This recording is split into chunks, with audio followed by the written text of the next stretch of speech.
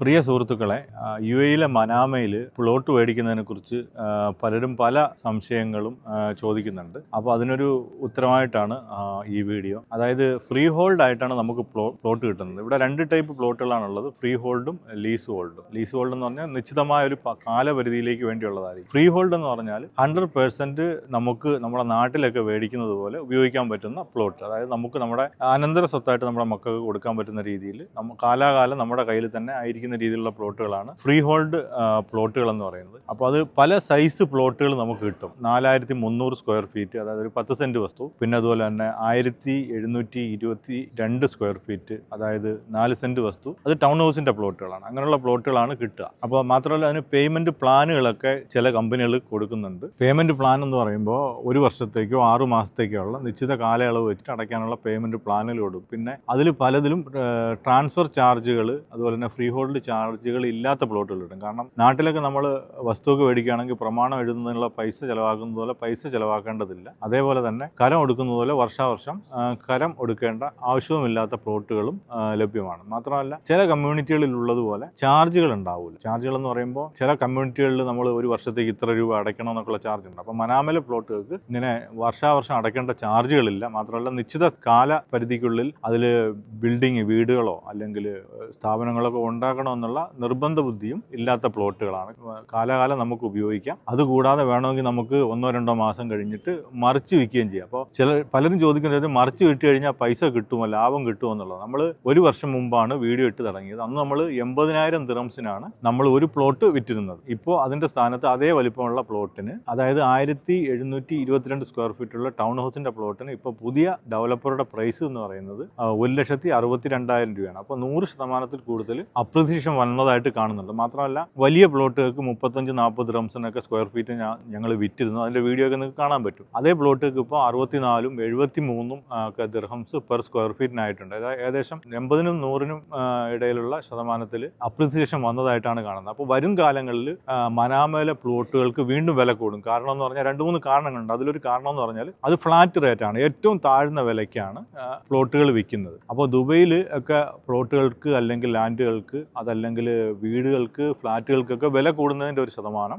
ഇവിടെയും പ്രതിഫലിച്ച് കാണുന്നുണ്ട്. മാത്രമല്ല ദുബൈയിലുള്ള ചെറിയ ചെറിയ ഡെവലപ്പർമാർ, അതായത് 1-2 വീടൊക്കെ വെച്ച് വിൽക്കുന്ന ആൾക്കാർ ഒക്കെ ഇപ്പോൾ കുറഞ്ഞ പൈസയ്ക്ക് പ്ലോട്ട് കിട്ടുന്നത് കൊണ്ട് അജ്മാനിലെ മനാമ എന്ന് പറയുന്ന പ്രദേശമാണ് കൂടുതൽ ലക്ഷ്യം വയ്ക്കുന്നത്. അപ്പോൾ വരും കാലങ്ങളിൽ കൂടുതൽ ആൾക്കാർ അവിടെ മേടിക്കും. ഇപ്പോൾ തന്നെ ഒരുപാട് മലയാളി, 100 കണക്കിന് മലയാളികൾ, പ്രത്യേകിച്ച് ഇന്ത്യക്കാർ, മറ്റുള്ള രാജ്യക്കാരൊക്കെ ഒരുപാട് പ്ലോട്ടുകൾ മേടിച്ചിട്ടുണ്ട്. അവരിൽ പകുതിയോളം ആൾക്കാർ സ്വന്തം ആവശ്യത്തിന് ഉപയോഗിക്കാനും 50% ആൾക്കാർ അത് മറ്റ് ഒരു ഇൻവെസ്റ്റ്മെന്റ് ആയിട്ട്, കാരണം ഫ്ലാറ്റ് റേറ്റിൽ ഇൻവെസ്റ്റ് ചെയ്യാൻ പറ്റുന്നതുകൊണ്ട് അതായിട്ടാണ് ഉപയോഗിക്കുന്നത്. ദുബൈയിലൊക്കെ നമ്മൾ 10% കൊടുത്തിട്ട് തുടങ്ങിയാലും അത് ഹാൻഡ് ഓവർ ടൈമിൽ നല്ലൊരു ഹ്യൂജ് എമൗണ്ട് അടയ്ക്കേണ്ടി വരും. അപ്പോൾ ആ ഹ്യൂജ് എമൗണ്ട് അടയ്ക്കുന്നതിന് മുമ്പ് നമുക്ക് വിൽക്കാൻ പറ്റിയാൽ ഓക്കെയാണ്, വിറ്റില്ലെങ്കിൽ ആ പണം നമ്മൾ കണ്ടെത്തേണ്ടി വരും. അതുകൂടാതെ ആനുവൽ സർവീസ് ചാർജുകളുണ്ട്, അത് കണ്ടെത്തേണ്ടി വരും. അതുപോലെ തന്നെ DLD ചാർജ് എന്ന് പറഞ്ഞിട്ട് 4% അത് കണ്ടെത്തേണ്ടി വരും. അങ്ങനെയുള്ള ഒരു സങ്കീർണമായ ഒരു സംഗതിയായിട്ട് വരും. പക്ഷേ അതേസമയം നമ്മൾ അജ്മാനിലെ മനാമയിലോ അല്ലെങ്കിൽ അജ്മാന്റെ ഭാഗങ്ങളിലൊക്കെ പ്ലോട്ട് മേടിക്കുകയാണെങ്കിൽ നമുക്ക് ഒരു ഡൗൺ പേയ്മെന്റ് കൊടുത്തിട്ട് അപ്പോൾ തന്നെ നമുക്ക് ഹാൻഡ് ഓവർ ചെയ്യും. അപ്പോൾ നമുക്ക് വേണമെങ്കിൽ വീട് വയ്ക്കാം, വീട് വെച്ചിട്ട് വിൽക്കാം, അതല്ലെങ്കിൽ വീട് വെച്ചിട്ട് താമസിക്കാം. താമസിച്ചുകൊണ്ടിരിക്കെ തന്നെ നമുക്ക് പേയ്മെന്റുകൾ അടച്ചു പോവുകയും ചെയ്യാവുന്ന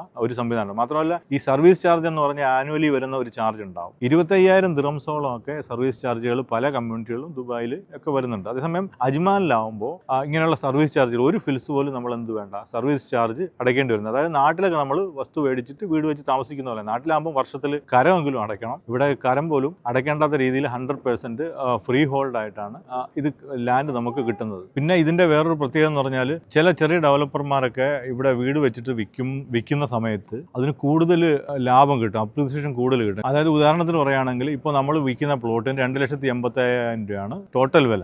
4 ലക്ഷം ദിർഹംസ് നിങ്ങൾക്ക് വീട് പണിയാനുള്ള തുക. അപ്പോൾ രണ്ടും കൂടെ ചേർത്തിട്ട് നിങ്ങൾക്ക് 6,85,000 ദിർഹംസിന് താഴെ മാത്രമേ വരുന്നുള്ളൂ. ഈ ഒരു പ്രോപ്പർട്ടി നിങ്ങൾക്ക് എങ്ങനെ വന്നാലും 10 സെന്റും വീടും കൂടെ മാർക്കറ്റിൽ 9 ലക്ഷത്തിന് വിറ്റാലും 2 ലക്ഷത്തിൽ കൂടുതൽ നിങ്ങൾക്ക് ലാഭം ഉണ്ടാവും. മാക്സിമം ഇതിൻ്റെ കൺസ്ട്രക്ഷൻ ടൈം എന്ന് പറയുന്നത് 8 മാസമാണ്. നിങ്ങളെ പേയ്മെൻറ്റ് പ്ലാന് 12 മാസത്തേക്ക് കിട്ടുകയും ചെയ്യും. അപ്പോൾ പേയ്മെൻറ്റ് പ്ലാനിൽ നിർത്തിക്കൊണ്ട് തന്നെ നമുക്ക് വീട് പണിയുകയും മറ്റൊരാൾക്ക് മറിച്ച് വിൽക്കുകയും ചെയ്യും. മറിച്ച് വിൽക്കുന്നതിൻ്റെ പ്രത്യേകത എന്ന് പറഞ്ഞാൽ നമുക്കിവിടെ ലാൻഡ് എടുക്കുന്നതിന് മോർഗേജുകൾ കിട്ടില്ല. അതേസമയം നിങ്ങൾക്കൊരു വീട് വെക്കുന്നതിന് മോർഗേജ് കിട്ടുന്നത് പ്രയാസമാണ്. അതേസമയം റെഡി ആയിട്ടുള്ളൊരു വീട് നമുക്ക് മോർഗേജ് ചെയ്യാൻ എളുപ്പമാണ്, ബാങ്കുകൾ പൈസ ഫണ്ട് ചെയ്യും. അപ്പോൾ അങ്ങനെയുള്ളതുകൊണ്ട് ഇത് മേടിക്കാനുള്ള കസ്റ്റമറെ കിട്ടുന്നത് വളരെ ഈസി ആയിട്ടുള്ളതാണ്. അപ്പോൾ ഒരു ചെറിയൊരു ഫാമിലി, ഭാര്യയ്ക്കും ഭർത്താവിനും ഒക്കെ ജോലിയുള്ള ഒരു ഫാമിലിക്ക് ഒരു 10 സെൻറ്റും വീടും 1 മില്യത്തിന് താഴെ കിട്ടുമെന്ന് പറഞ്ഞാൽ നമുക്കിപ്പോൾ അത് അവിശ്വസനീയമായിട്ട് തോന്നും. പക്ഷേ വരും കാലത്ത് മനാമയിൽ നടക്കാൻ പോകുന്ന സെയില് അങ്ങനെയുള്ളതായിരിക്കും. ഇപ്പോൾ നമ്മൾ വിറ്റുകൊണ്ടിരിക്കുന്ന പ്ലോട്ട് പെർ സ്ക്വയർ ഫീറ്റിന് 64 ദിർഹമാണെങ്കിൽ ഇനി വരാൻ പോകുന്ന പ്രൊജക്റ്റിൽ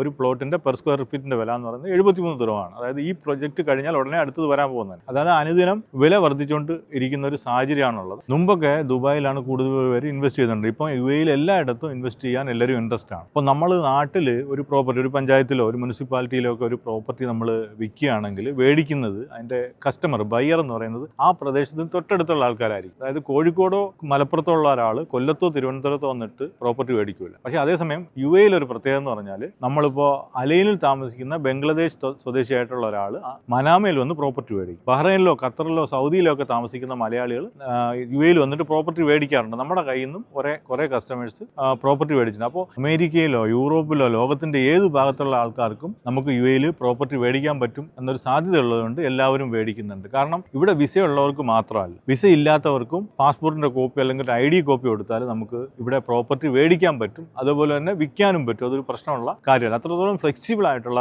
മാർക്കറ്റാണ് ഇപ്പോൾ UAE ഉള്ളത്. നാട്ടിൽ നമ്മളൊരു പ്രോപ്പർട്ടി മേടിക്കുകയാണെങ്കിൽ 1 കോടിയോ 2 കോടിയോ കൊടുത്ത് പ്രോപ്പർട്ടി മേടിച്ചാൽ മേടിക്കുന്നത് ഒരു പക്ഷേ എളുപ്പമായിരിക്കും. പക്ഷേ അതേസമയം അത് വിൽക്കുന്നത് ഇപ്പോഴത്തെ ഒരു സാഹചര്യത്തിൽ വളരെ പ്രയാസമായിട്ടുള്ളൊരു കാര്യമായിട്ടാണ് മൊത്തത്തിൽ ആൾക്കാർ പറയുന്നത്. അതേസമയം ഈ മാർക്കറ്റിൽ ലാൻഡ് വിൽക്കുക എന്ന് പറയുന്നതും മേടിക്കുക എന്ന് പറയുന്നതും വളരെ ഫാസ്റ്റായിട്ട് വളരെ ഈസി ആയിട്ട് നടക്കുന്ന ഒരു സംഗതിയായിട്ടാണ് നമുക്ക് ബോധ്യപ്പെട്ടിട്ടുള്ളത്. നമ്മളിപ്പോൾ ഇൻവെസ്റ്റ് ചെയ്യുക അല്ലെങ്കിൽ ഒരു ബിസിനസ് ചെയ്യുക എന്നൊക്കെ പറയുന്നത് ചിലപ്പോഴൊക്കെ നഷ്ടസാധ്യതകൾ വളരെ കൂടുതലുള്ള സംഗതിയാണ്. ഉദാഹരണത്തിന് നമ്മളൊരു കഫ്തീരിയ, അതല്ലെങ്കിൽ ഒരു ട്രാവൽ ഏജൻസി, അതും അല്ലെങ്കിൽ ഒരു സൂപ്പർ മാർക്കറ്റ് നമ്മുടെ കയ്യിലുണ്ടെങ്കിൽ അത് നഷ്ടത്തിൽ പോയിക്കൊണ്ടിരിക്കുകയാണെങ്കിൽ അത് എന്നും നമ്മൾ പൈസ അങ്ങോട്ട് ഇറക്കിക്കൊണ്ടിരിക്കണം. നമുക്ക് വിൽക്കാൻ പറ്റുന്നത് വരെ.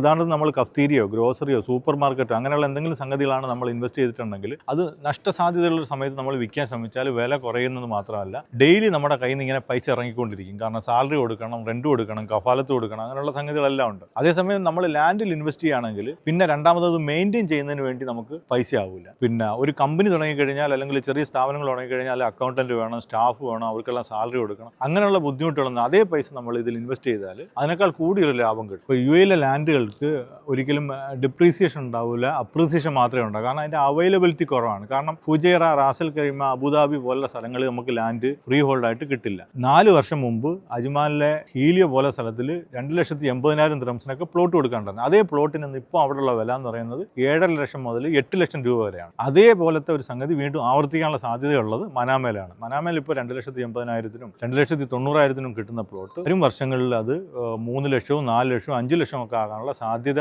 കൂടുതലാണ്. മാത്രമല്ല അവിടുത്തെ വേറൊരു ഫ്യൂച്ചർ എന്ന് പറയുന്നത് ഇത്തിഹാദ് റെയിലിന്റെ പാസഞ്ചർ സ്റ്റേഷൻ അവിടെ വരുന്നുണ്ട്. അതായത് റാസൽ കൈമ, ഫുജൈറ തുടങ്ങിയ പ്രദേശങ്ങളെ കണക്ട് ചെയ്യുന്ന ഇന്റർചേഞ്ച് സ്റ്റേഷൻ ദെയ്ദിനും മനാമയ്ക്കും ഇടയിലുള്ള പോയിന്റിലാണ്. അപ്പോൾ അങ്ങനെ വന്നു കഴിയുമ്പോൾ ദുബൈയിലേക്കുള്ള ദൂരം വളരെ കുറവ്. എല്ലാവരും പറയുന്ന ഏറ്റവും വലിയൊരു ന്യൂനത എന്ന് പറയുന്നത് ദൂരമാണ്. അതേസമയം പാസഞ്ചർ സ്റ്റേഷൻ വന്നു കഴിഞ്ഞാൽ മനാമയിൽ നിന്ന് ദുബൈയിലേക്ക് എത്താനുള്ള ദൂരം വെറും 20 മിനിറ്റിൽ താഴെ മാത്രമായി തീരുമ്പോൾ അവിടുത്തെ ആക്സസിബിലിറ്റി കൂടുമ്പോൾ തീർച്ചയായിട്ടും ഇവിടുത്തെ ലാൻഡിന് അപ്രിസിയേഷൻ ഗ്യാരണ്ടിയാണ്. അപ്പോൾ ഈ മനാമയിലെ ലാൻഡുകളുമായിട്ട് ബന്ധപ്പെട്ട് എന്തെങ്കിലും സംശയങ്ങളോ ചോദ്യങ്ങളോ ഉണ്ടെങ്കിൽ തീർച്ചയായിട്ടും നിങ്ങൾ ഇതിൻ്റെ ഇടയിൽ കമൻ്റ് ആയിട്ട് ഇടുക. തീർച്ചയായിട്ടും നമുക്ക് പറ്റുന്ന ഉത്തരങ്ങൾ പറയാം. 1-1.5 വർഷമായിട്ട് നമ്മളിപ്പോൾ അതേ സ്ഥലത്ത് തന്നെ ഒരുപാട് സെയിൽ നടത്തി പരിചയമുള്ളതുകൊണ്ടും കൂടുതൽ എക്സ്പീരിയൻസ് ഉള്ളതുകൊണ്ടും നമുക്ക് കൃത്യമായിട്ട് കാര്യങ്ങൾ പറഞ്ഞു തരാൻ പറ്റും. ഒരുപാട് മലയാളികൾ മറ്റുള്ള രാജ്യക്കാരൊക്കെ നമ്മളിന്ന് പ്ലോട്ടുകൾ മേടിച്ചിട്ടുണ്ട്. അപ്പോൾ അടുത്ത വീഡിയോയിൽ വീണ്ടും കാണാം.